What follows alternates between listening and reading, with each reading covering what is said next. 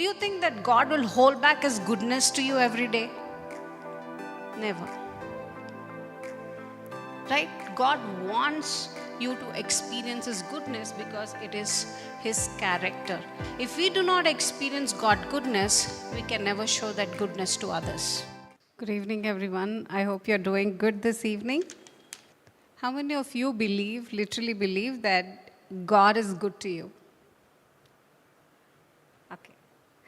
Other question is, how many of you have really experienced the goodness of God in your life? Right? Every one of us have experienced God's goodness. Can I ask you from here, each one of you, I'll just give you 2 minutes or just 60 seconds of time to think and let me know how you experience God goodness. Just one word. It might be just put that in one word and let me know. Okay? Your time starts now. If whoever is ready, just raise your hand after 60 seconds. See, there are a lot of. My question was, can you let me know one thing that you have experienced from God's goodness in your life? There are many things that you've experienced from God's goodness, but I want to know one thing from all the list. Yeah. Okay.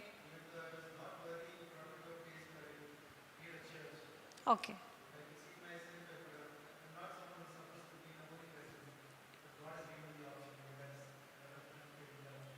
Wow. That's a good answer. Any one of you?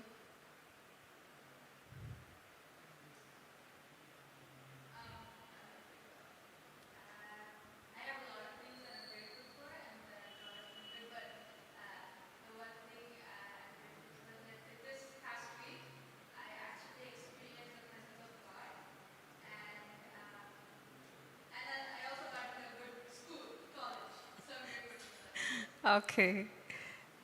That's, yeah.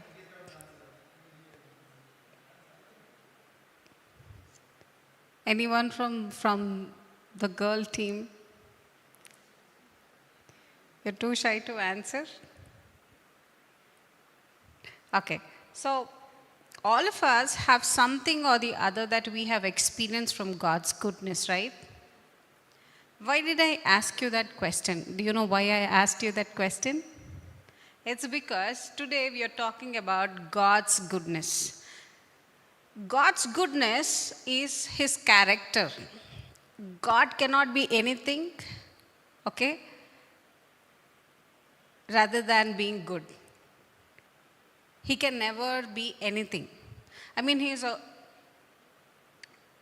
God of glory, God of justice, but He is also a God who is very good. His very nature is being good. Amen? And do you believe that as people, we have the very same nature? Did you get my question? Right? But most of us are prone to the negative side of life mostly because, see, all of us are attracted to positive things and also the negative side of things. But as far as I can bet on human nature, we are inclined to the negative side, negative forces. When you wake up in the morning, if something doesn't go good, what happens? The flow starts. We start, murmuring this and that. How many of you do? You're getting late to the college, late to the work, and suddenly something happens. How many of you say, I really thank God for this day? I really thank God, thank goodness. How many of you literally speak these words? One person. And rest of us? We don't even think of, any goodness that time. All goodness overflows from the heart, right? But, okay, let's turn to Romans 8:7. I want someone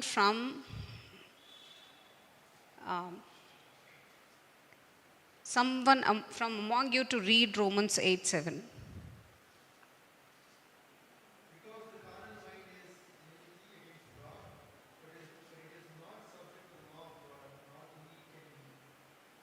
Okay. So, human inclination or human nature is inclined to what does the word say?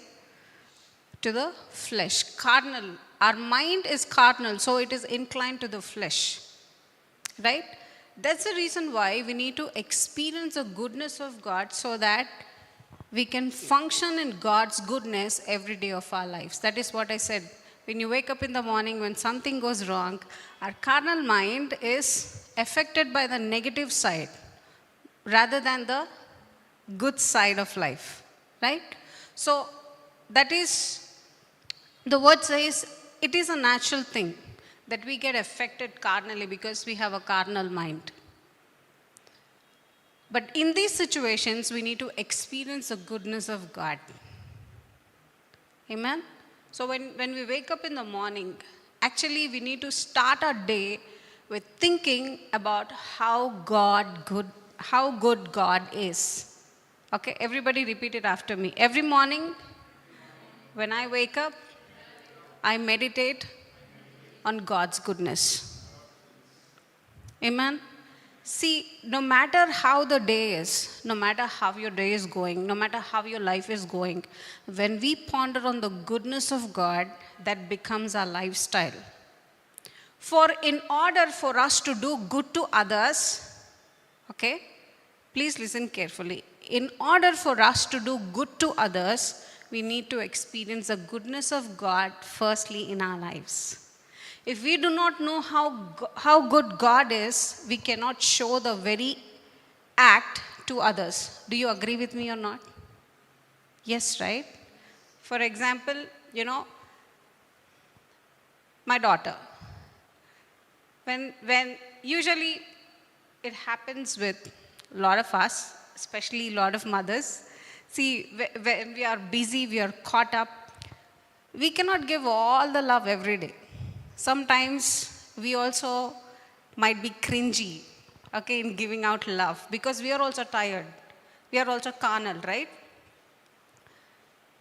I'm just using this as an example. But every morning when she gets up and she only experiences that love from her mother, how would her day go? Wonderful. She would be energetic. She would be giving out the very same love that she experienced in the morning to others. She would be good with her friends. Yes or no? No matter what is happening.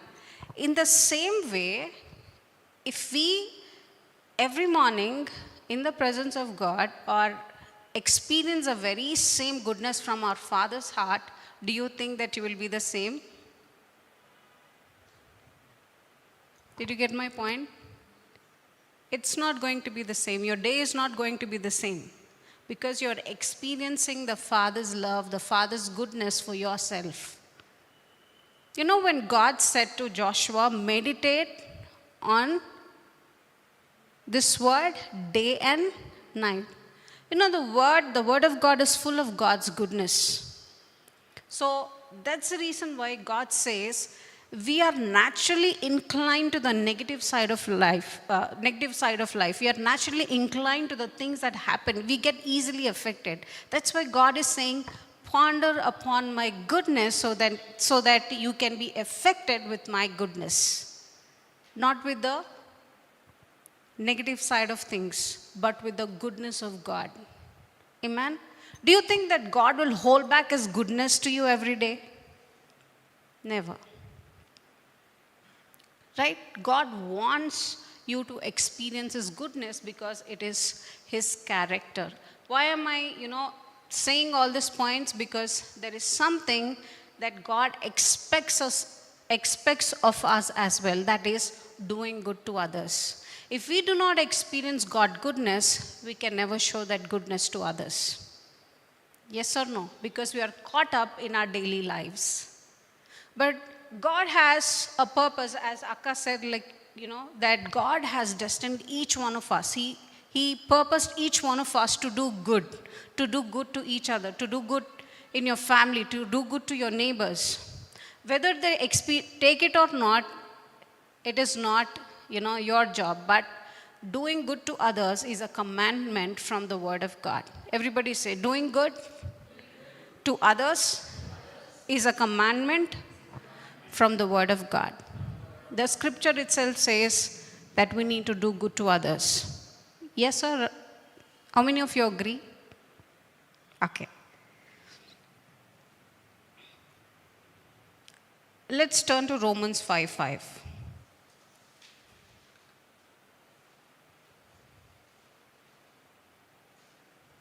And also 1 John 4:13. Can some of you read it?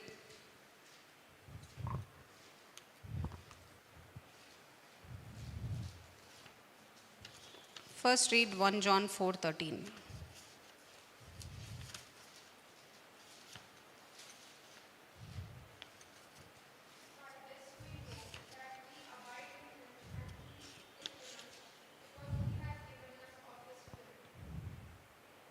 Yeah. Hereby 4:11, right? Hereby know we that we dwell in him and hear in us, because he hath given us of his Spirit. Okay. And if you read the 11th verse, it says, Beloved, if God so loved us, we ought also to love one another. No man hath seen God at any time. If we love one another, God dwelleth in us, and his love is perfected in us. We all talk about love, right? Love means different things to different people. For me, love is a different language. For you, it might be a different language. No matter what that love language is, God's word says, see, God's love is a pure love. Okay? It's an agape love. It is not human love. It's agape love. So, the Word of God says that if you have that love inside of you, that means God himself is, what does the word say? I want you to talk back to me. Okay? Because we are here to learn the Word of God. So, we should go out taking away the Word with us. Right? So, I want you all to talk to me. What does the Word say? In verse 11, Beloved, if God so loved us, we ought also to love one another. So, in the morning, if you don't experience the love of God for yourself, you cannot give love to others. Okay. If someone is thirsty, okay, and they ask you for water, what if I don't have water in this bottle and I go and offer this water to the person who is thirsty? Do you think you can quench his thirst or her thirst? Why? There is no water. Out of an empty bottle or a cup or a glass, you cannot quench anybody's thirst. It's the same way. If you do not experience the love of God for yourself, you cannot give out. Yes or no? మన దగ్గరే డబ్బులు లేవనుకోండి, ఒకళ్ళు అడిగితే ఇవ్వగలుగుతామా? No. Why am I taking this example of money? Because somewhere down the line, money is close to our hearts. Why? Because without it, the day does not go. From buying milk, getting onto the bus, or whatever it is, it runs on currency, right? అవునా కాదా? ఫ్రీగా అయితే ఎవరు ఏం చేయరు మనకి. It is close to our hearts. We always, put reserves for the month or the day or, right? But we don't reserve God's love in our heart. We become empty most of the time, and we say when time comes or when situation comes, we expect others to give that love to us. Do you know why you expect others? I get to see this most of the times. It happens even with me. You know, when it comes to forgiving somebody, we think they should forgive us first. We cannot forgive them. Why do you think so? అయిందా ఇలా experience అయిందా లేదా? Right? Why do we do that? It's because we ourselves do not experience the forgiveness of God. As much as we read the word, okay, we should also be recipients of God's word. Everybody say recipient of God's word. Do you know what recipient means? Yes. We should be receivers of that word. You know, before going out and preaching or doing something, first we need to receive that for ourselves. Out of an empty cup, out of an empty heart, you cannot serve God. You got to be a recipient of God's word. That is, you should say, God, I'm here today. I want to receive your love. I'm here to receive your love. I'm here to receive your forgiveness first for my life. I'm here to receive your goodness for my life. I'm here to receive your favor for my life. I am here to receive your grace for my life. You know, when we begin to be a recipient of God's love, of God's character, of God's nature, that is what we go and display outside. Most of us don't do that. This evening, I want to challenge you that don't be that person who has an empty cup. You have no reserves in your life from God's word, but you go and give out. You can never give out of an empty heart. So every morning when you get up, every day, you know, why do we gather here? So that we can be transformed by the word of God, right? We can feed, you know, our soul, our spirit man, our mind with the word of God. Yes or no? Yes or no? Yes. So, if you could take something from here, from the church today, is be recipient of God's love. Be a recipient. Before giving out, everybody say, before giving out, I want to be a recipient. Amen? Do this and let me know, because your life will change for the better. A lot of times after hearing the word, I tried to do that, but it never worked out. Later, I got to know that first I need to be a recipient of whatever I want to give out. Amen? So always be a recipient, because God wants us that for our life. For example, is salvation personal? You had to receive that, right, for yourself. That's why you are able to preach the gospel. It's the same way. You first have to be the recipient of God's word. And then the change begins. And then you can go out and project that change. And you can offer something for people to have it. Amen? Are you enjoying listening to the word this evening?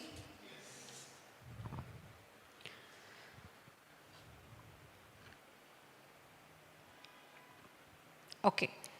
Galatians 5:22 to 23.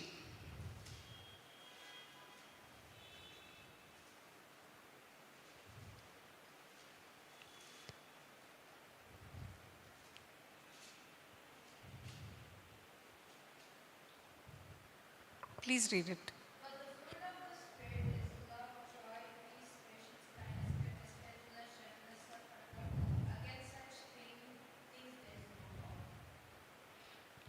See, the word of God says that the fruit of the Spirit is what?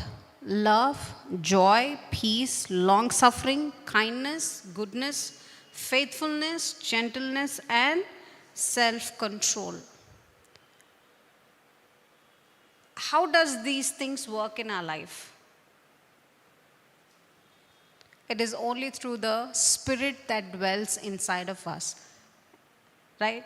It is the Holy Spirit that, if He is at work within us, we bear this fruit, we produce this fruit. Because Jesus said, you cannot bear fruit on your own. That means we need to abide with God. We need to fellowship with God. That is why I said that first we need to be recipients. That means, who is a recipient? A person who receives. In order to receive, there must be a giver. Otherwise, you cannot receive. So, God is the giver of our life. That's why Paul says, the life that I now live is in Christ. You know, our life is not an ordinary life. It's challenging. A spiritual life is challenging. If you have to walk with God and project the love of God, it's not easy. You have to abide in God. And God should abide in you. That's when you bear fruit. అవునా కదా? విత్తనం లేకుండా చెట్టు రాదు, ఫలాలు కూడా రావు. So, the seed of God's word should be planted in our hearts first. Amen, from the word. Then, with that word, along with the word, the Holy Spirit God will start working within each one of us. And that word will begin to produce what? The fruit of the Spirit. Without the seed, you cannot bear fruit. So, what does that mean? That you got to be a recipient of God's word. That means you should plant that word in your heart, plant that word in your mind. And that's when God's word will begin to cultivate in you, and then it will begin to produce fruit in your life. So, God's goodness is also this. What is that? It is love, joy, peace, long-suffering, kindness, goodness, faithfulness, gentleness, and self-control. Amen.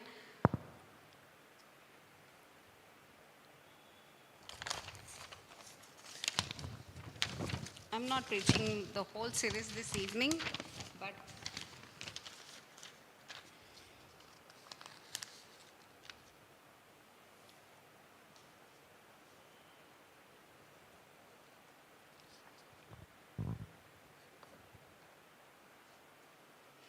Luke 6:27 to 28.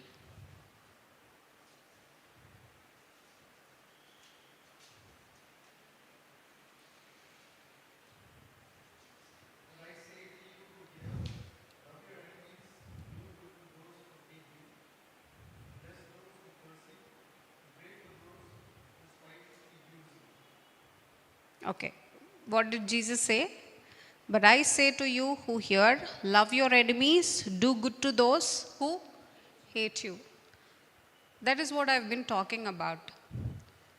We can do good to others who are good to us, but we cannot do good to them who have never been good to us. How many of you experience this thing, like where people get on your nerves? They literally piss you off at times, not at times, but mostly. How many of you experience this? I'm sure each one of us have those experiences, right? But during those times, do you think that you are reminded of this word where God says, do good to those who hate you? There are people who will hate us. There are people who will talk bad about us. No matter how good you do to them, it's their job to talk bad. You cannot stop people from talking bad about you. But what you can do is, what can you do? You can do good. What can you do? You can do good. Even though they don't deserve, the word itself says they don't deserve, right? When you're doing good to those who hate you, they don't deserve it, but still you go and do it. Anyways, you do it. Because that's a sign that you are experiencing God's goodness in your life. That's a sign that you are a recipient of God's goodness in your life. See, this is how it works. If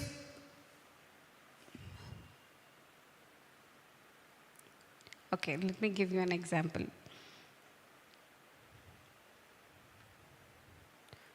I'm talking about being good, right?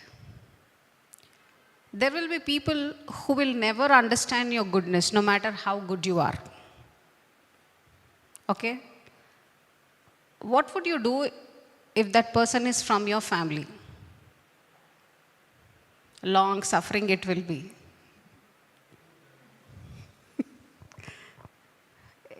Is it a long suffering? You cannot avoid them. You cannot send them out. But you have to do long suffering. You know why we are why we are all laughing? Because we all have these experiences in our lives, right? What about your neighbor? How many of you been in rental houses? Okay. I have some of the toughest neighbors, you know, um, who always used to sit on my nerves, who always tested my patience. Little thing you do, they call you and say, blah, blah, blah. Whoever comes to your home, they say, blah, blah, blah. So, how many of you had these kind of experiences? During those times, what do? You just have to be good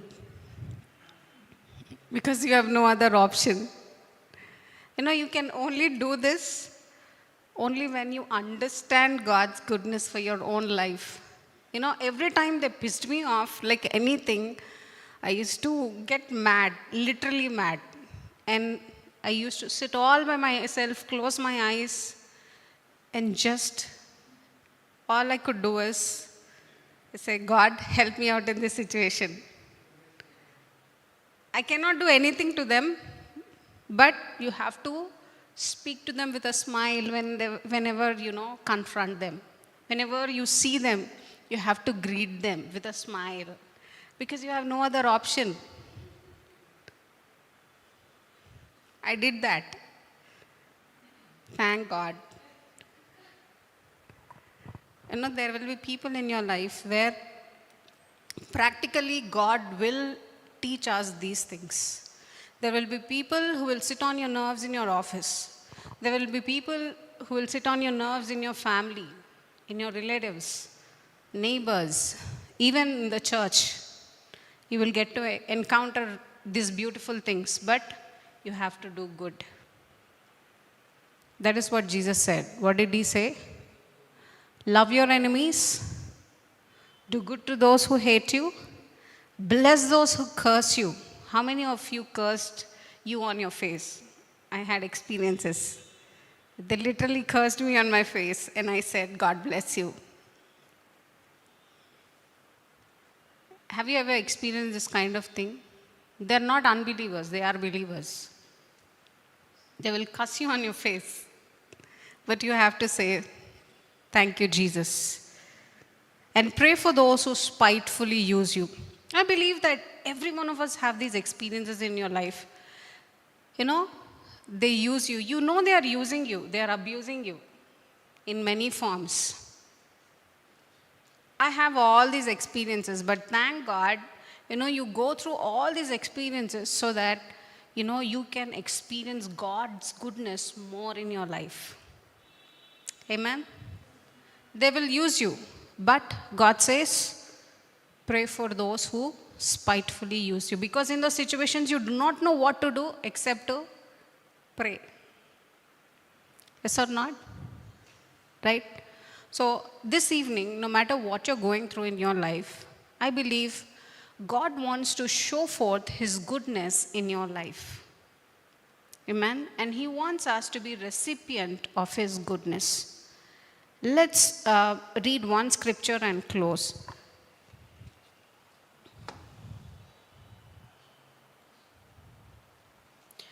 Exodus chapter 33, 18 to 20.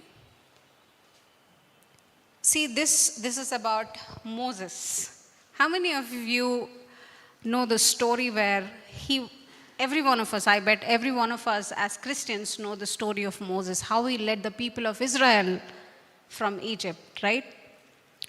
He was one of those leaders who experienced every possible, I shouldn't say this word, but experienced nonsense leading those people. They used to cuss, they used to slander, they used to gossip. They were the toughest people to lead. Anagada. Maybe he's one of those, one among those great leaders, I guess, who experienced every nonsense leading people. Similarly to what, we've been preaching, what I've been preaching. He's one of the best example.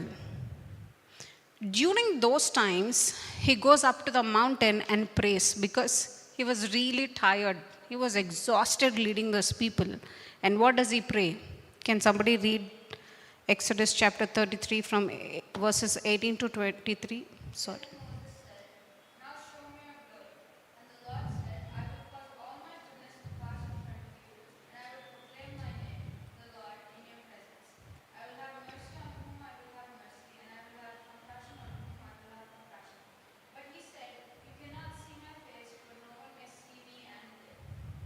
Okay.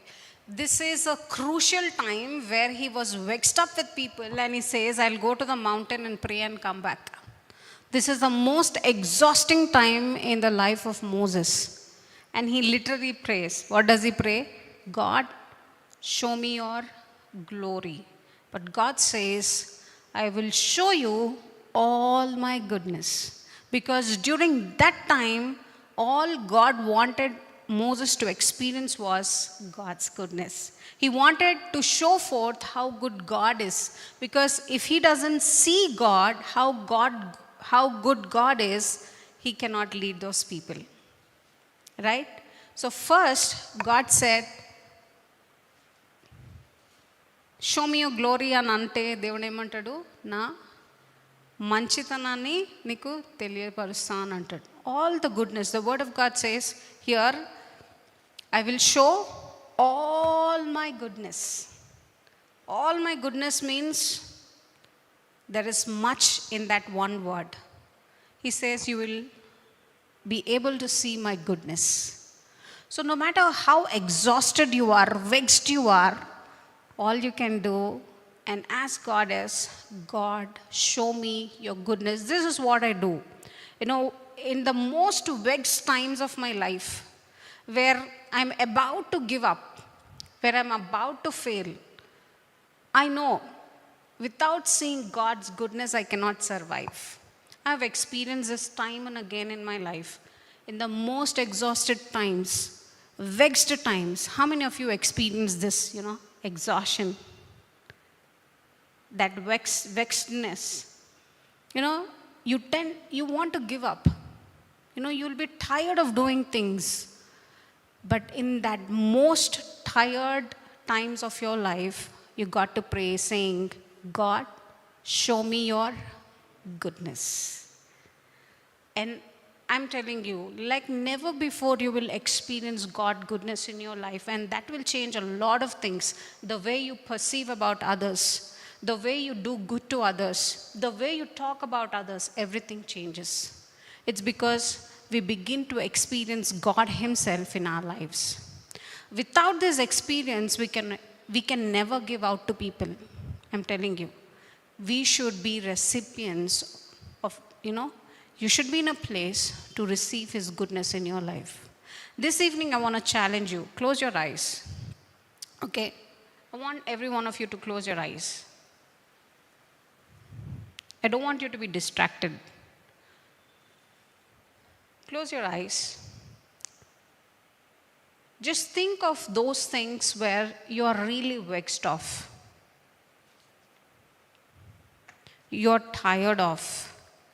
You are weary of. You are experiencing that burden in your life. You feel it's burdensome to carry those things in your life.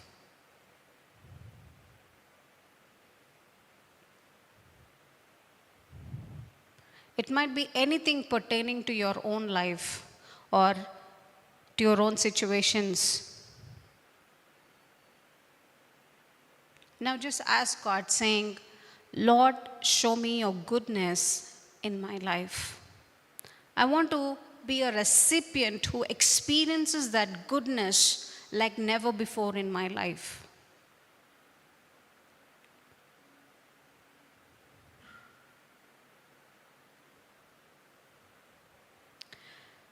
Holy Spirit, God, this evening I pray that, Lord, each one of us has our own experiences, Lord God. Each of us, Lord, might be going through those situations where we cannot tell to anybody except you, Lord. There might be burdens in our lives only you know, Father God. But your word says, ask, and it shall be given unto you. Father, this evening we ask you to show your goodness towards each of our lives, Lord. Father, I pray, help us to experience this abundance from your very heart itself, Lord God.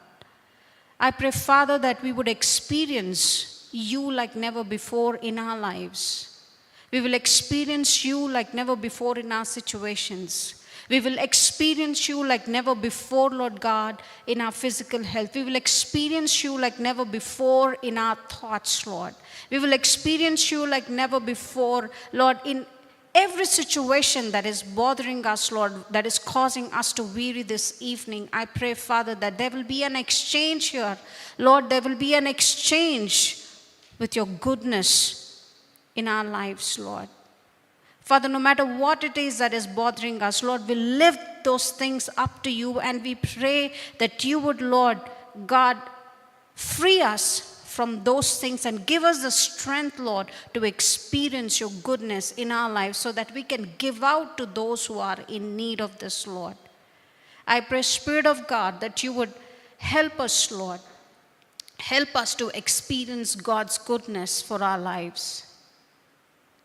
I thank you, Jesus, that each one of us will have a testimony of how good you have been to each one of us, Lord, all throughout this month, Lord God. How you carried us through, Father, Lord. How you provided for us, Lord God. How you healed us, Lord God. Father, how you helped us to, Lord, act good, Lord God, in showing that kindness to somebody who doesn't deserve that, Lord, in showing that goodness to people, Father, Lord, who have spitefully used us, Lord God, who has, Lord, cursed us, Father, Lord, with no, Father, with we doing no harm to them, Father, Lord. This evening, I pray there would be an exchange, Lord God.